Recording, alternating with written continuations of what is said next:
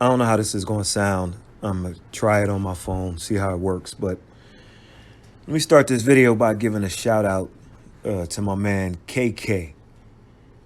Saw him at the flea market. You didn't know I knew your name, huh, bruh?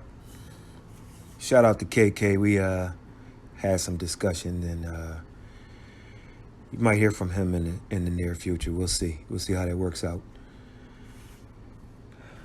In I don't know how many videos, I've always talked about Sergey Kovalev or Kovalev. His jab being a top 3 jab in boxing. And even at the ripe age of, what is he, like 37, 38, 36, something like that, 36, that jab is still there, and it's a weapon. And it, in my opinion, won him the fight on Saturday night or Saturday afternoon here in the U.S. In the fight,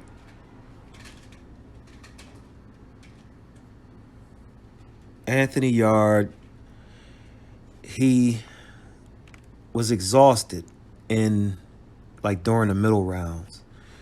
And Kovalev, he kind of went for it, but a little bit, but he let Yarde off the hook. And then when Yarde got his second wind, Kovalev became tired. And Anthony tried his best to seize the moment.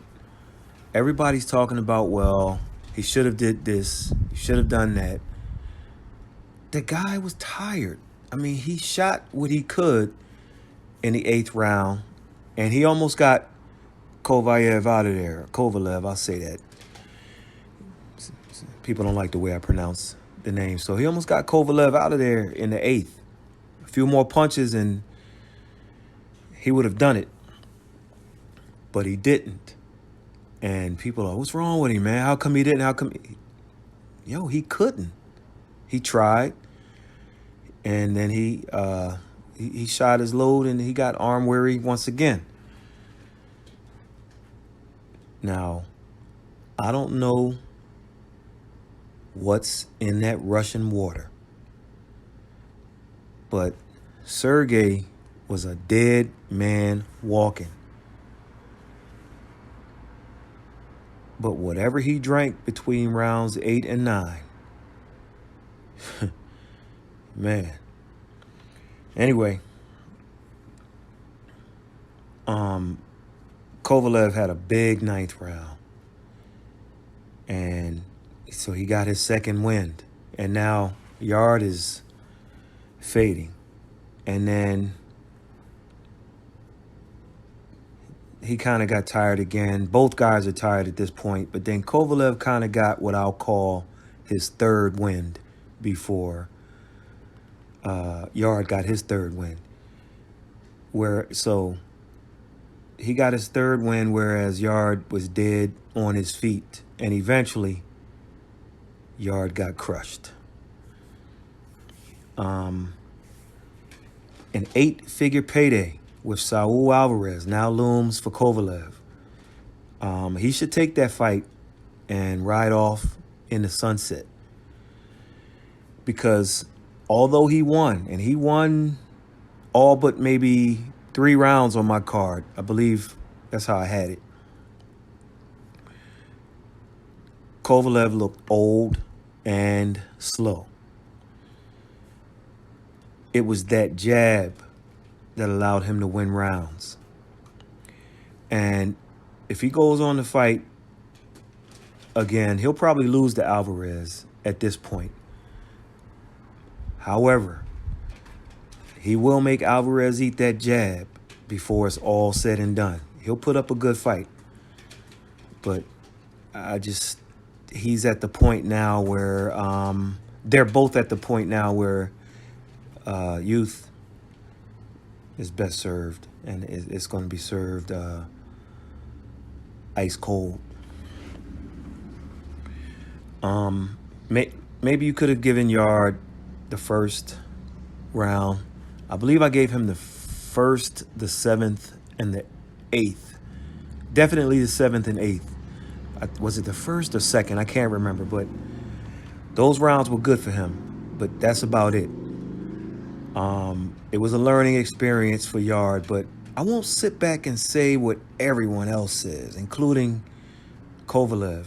If you watch that video, there's a video out where BT Sports was interviewing Yarde, and Kovalev came over and gave him his just due. He gave him his due. But I'm not going to sit back and say what everyone else is saying. Oh, if he fixes a couple things here and there, he'll be champion one day. I mean, that sounds good. But it's too big an assumption. I've learned over many years when an NBA team or somebody just gives it a good go and you're like, you guys are going to be champion one day, and it just doesn't happen. A lot of times it does happen. And so that puts us in that mindset, that thought process, but it's too soon to tell. Maybe Yarde will be a champion. Maybe he won't. We'll see. The undercard cruiserweight fight on that same ESPN Plus broadcast, that was full of some action too. It was two guys slugging it out in a very close fight. It wasn't. It was. Well, they got the right guy as the winner. Ilunga Makabu scored a 12th round knockdown to hand Alexei Papin his first loss. Makabu took a majority decision. It was 14-14 on one card and then 15-13 twice in his favor. It was one of those fights that was sloppy, but it was good. It wasn't Ruiz Rockman. It wasn't Darrell Curtis Stevens. It was good because both guys kept throwing and landing. It just wasn't a bunch of hugging like John Ruiz and Hasim Rockman or Andre Darrell versus Curtis Stevens. If you're really having problems sleeping, you can put both of those fights on, either one of them, and you'll be in dreamland before you know it. So next weekend we have Lomachenko versus Campbell. This is a good fight. Did anyone see the video of Lomachenko and Campbell during their stare down? My goodness, Luke Campbell looks like Goliath in there. I mean, Loma had to almost look straight up in the air to stare at him. It was a funny look. So, if Lomachenko wins and Devin Haney wins, then they fight each other, right? But that seems to be the plan. But doesn't that seem like too much too soon for Haney? And whenever things move too fast like this in sports, especially boxing, something always happens to derail it. Guys getting upset, big time injury, just something. Now, I expect Haney to be in a good fight with Zaur Abdullayev.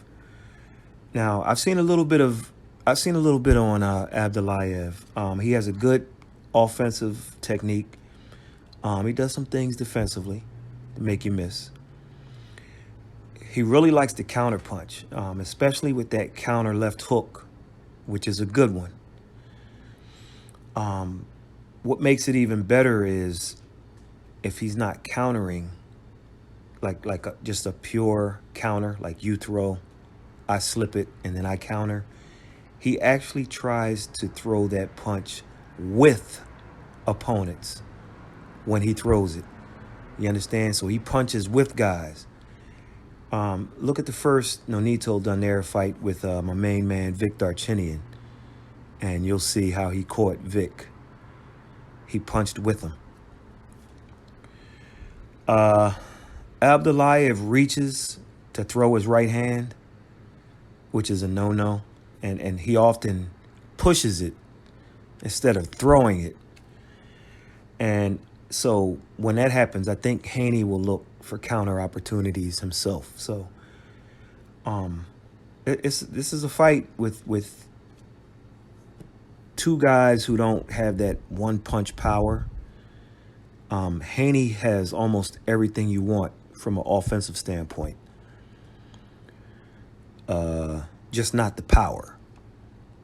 The Russian, on the other hand, he has 7 knockouts in 11 fights. I don't see that one punch power, however. He had a win last year over Henry Lundy, Hank Lundy, Hammerin' Hank, who's seen better days. And I think this fight, it'll be a battle. And it'll be a nice test for Haney. For Lomachenko, Campbell is going to be a challenge. Okay? He's tough. If you don't know Campbell, Cool Hand Luke, that's his handle, right? Cool Hand Luke is an Olympic gold medalist also. He won Olympic gold. He's also a southpaw.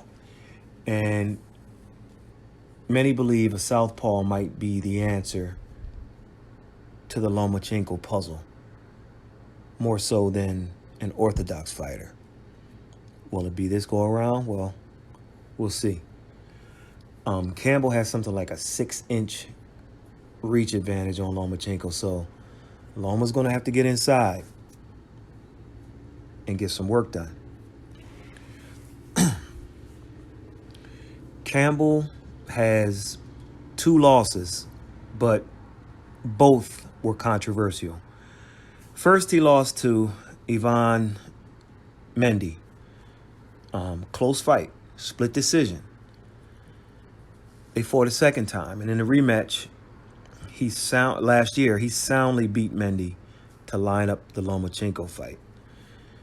And so Campbell took a tune-up in Philadelphia on the Tevin Farmer undercard, and now he's ready. In between the 2 Mendy fights, his other loss was to Jorge Linares. Another close and controversial fight. Linares made Campbell come to the United States, and the fight took place in California, which is Linares' adopted home. And once again, another split decision. One judge had it 15-13 for Campbell. Another had it 14-13 for Linares. And the third had it 115-112 for Jorge.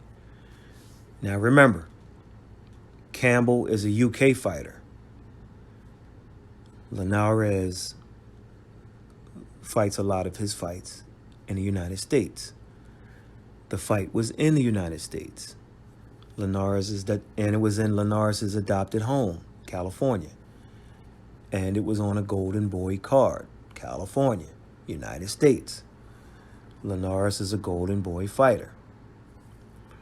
So draw your own conclusion on those facts when you heard the scores I mentioned in such a close fight. Draw your own conclusion on who you think won. So what happens Saturday night, next Saturday? Campbell has the style and the height and the reach to give Lomachenko all kinds of problems. And the fight will be in London, England, at the O2 Arena. Campbell is from England. Okay? This just sounds like a setup fight, a trap fight. Whenever it seems like we get a rush to a good matchup, okay, assuming it's Lomachenko, Haney, or Lomachenko, Mikey Garcia, or Lomachenko, Lopez, something always happens in boxing. So, does something happen in the Haney fight? I don't know. None of us do. Do we see a legitimate Lomachenko loss here? It's possible. Does the mileage of 400 amateur fights and age catch up to Lomachenko?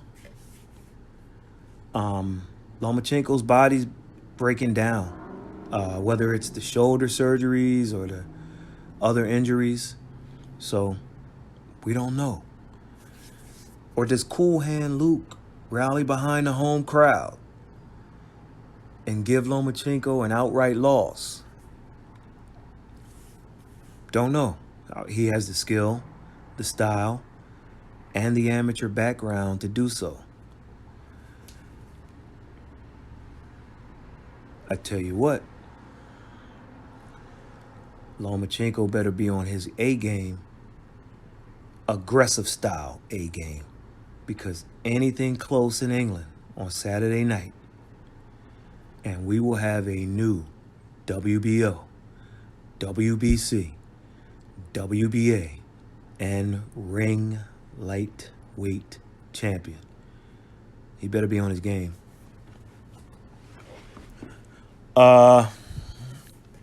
So Eddie Hearn, Earn with Hearn. Eddie Hearn made a $5 million offer to Gervonta Davis to fight Tevin Farmer. Davis's promotion turned it down, and then they submitted a counter offer for Tevin Farmer for $2 million. And listen, the blame goes one way on this. Leonard Ellaby comes out, we're not going to fight. He'll never fight on DAZN. Dude, $5 million to unify. I think if Gervonta Davis was his own guy and didn't have this promote, come on, $5 million, man. And listen, this wasn't a trap. The contract is for one fight with no options for a second or third fight. No need to sign with DAZN if you win. This was just a winner-take-all type thing. Farmer's ready. And see, this is what boxing has become, and it's a shame. You either don't play ball with other promotions, or you wait guys out until they get too old or until they lose. And look, man,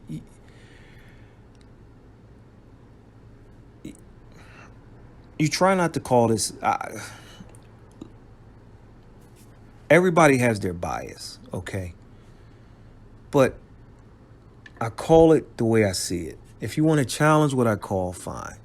Let's talk it out. I'm not going to get on the keyboard back and forth with people. You have a deal in place for February for Tyson Fury versus Deontay Wilder 2. Okay.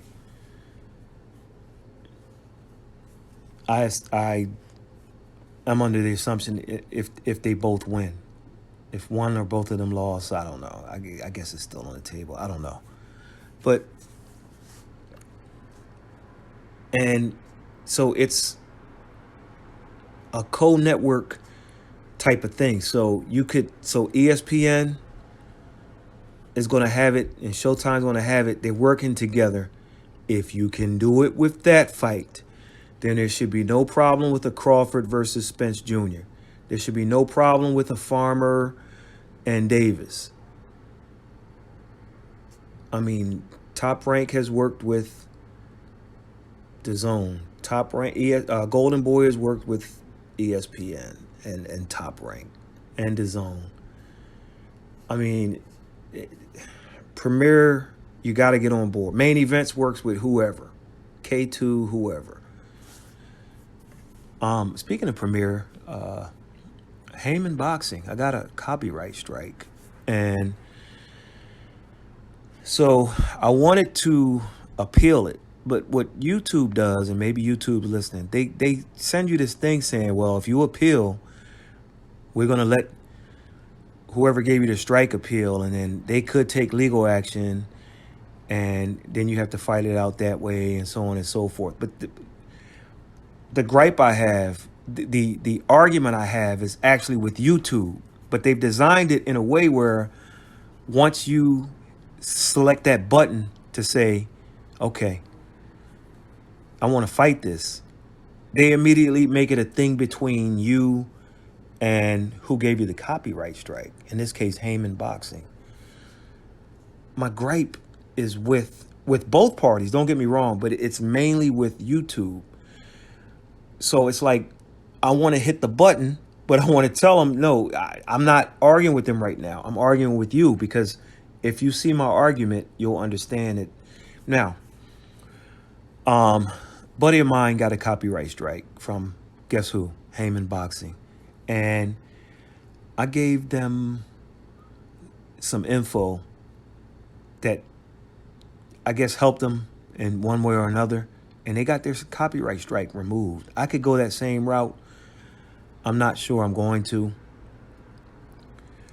but I'll say this: if it happens again by way of YouTube, then I'm going to have a problem with YouTube, and then we'll see what kind of, how we pursue action at that point. But I think YouTube made a mistake, and I can show them in an email how they made a mistake, but we'll see. And now I might just reach out to them another way, or I just might let it slide. Anyway, but Premiere has got to play ball, and I understand it's up for sale and things may change, but if you can do that with one fight, you can do it with all the fights. They worked with Golden Boy when they did that Gary Russell Jr. versus what's my man name? Joseph Diaz Jr. They that was Golden Boy, and that was Premiere. Showtime, you still consider Showtime Premiere. Let's just, it's the same workings, just a different network. So hopefully, once again, we'll get some deals in place. But until then, I guess the way it's going to work is, I guess you can watch the rematch on Showtime pay-per-view, and then instead of it being ESPN Plus, it'll probably be like Crawford and Khan. I think they were on ESPN pay-per-view. We'll see. And most likely it'll be at movie theaters also. But that's down the line. So, leave your thoughts about the fight that happened between Sergey and Anthony Yarde, and what you think about next week. I'm telling you, Campbell's he's tough. He's a big underdog, but he's coming. He's coming with it. And I think if Lomachenko beats him, and he beats him where even if Campbell has his moments and Lomachenko wins and there's no debate to it, then that's going to be one of the better wins of his career. Even though Campbell is one of the best fighters out there who hasn't reached pay dirt as far as world titles, and Campbell's looking at this as this is it. This is my chance.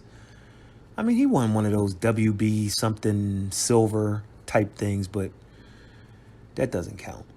And neither does the interim stuff. That thing young Maul had, that Jamal Charlo thing, before they just gifted him the the title, none of that stuff counts, man. You got to beat guys in the ring. All of that interim and silver and all that champion emeritus and all that crap, man. Give me a break. So we'll see how it plays. Got a lot more to talk about, but I'm tired. Haven't been feeling well, so I'll probably end it here. Oh, James Kirkland. Back in the win column. And here's what I have to say about that.